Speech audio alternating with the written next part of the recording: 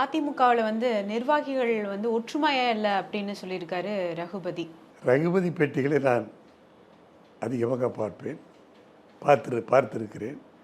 அதாவது அவர் எங்கிருந்து சென்றவர் என்பது உங்களுக்கு தெரியும். ரகுபதி எல்லாம் எங்களோடு பயணித்தவர், என்னோடு பயணித்தவர் தான். புரட்சி தலைவரை தலைவராக ஏற்றுக்கொண்டு, புரட்சி தலைவர் அம்மா அவர்களை தலைவியாக ஏற்றுக்கொண்டு இந்த எங்களுடைய கட்சிக்கு இயக்கத்திற்கு உழைத்தவர் தான். சட்டமன்ற உறுப்பினராக பல பதவிகளை வகித்தவர் தான். இப்பொழுது இருக்கிற இடத்திற்கு விசுவாசமாக நடந்து கொண்டிருக்கிறார், அப்படித்தான் சொல்ல வேண்டும். எனவே அந்த இடத்துல இருந்து சொல்லுகிற போது அந்த கட்சியினுடைய அவர் தலைவராக ஏற்றுக்கொண்டிருக்கிற அந்த தலைமையை திருப்திப்படுத்துவதற்கு இப்படிப்பட்ட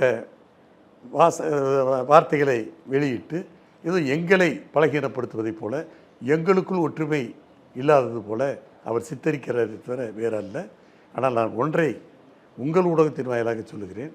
இந்த திமுகவிலே இருக்கிற மூத்த தலைவர்கள் இன்றைக்கு அந்த கட்சியிலே பிடிப்போடு இருக்கிறார்களா, ஒற்றுமையாக இருக்கிறார்களா? அவரவர்களுக்கு மனத்தாங்கல் இருக்கிறது. அதற்கு முக்கிய காரணம் தொடர்ந்து திமுக, அதாவது நெப்பட்டிசம், டைரக்டிசம் என்று சொல்வார்களே, குடும்ப அரசியல், வாரிசு அரசியல், அந்த பாதையை நோக்கி செல்லுகிற போது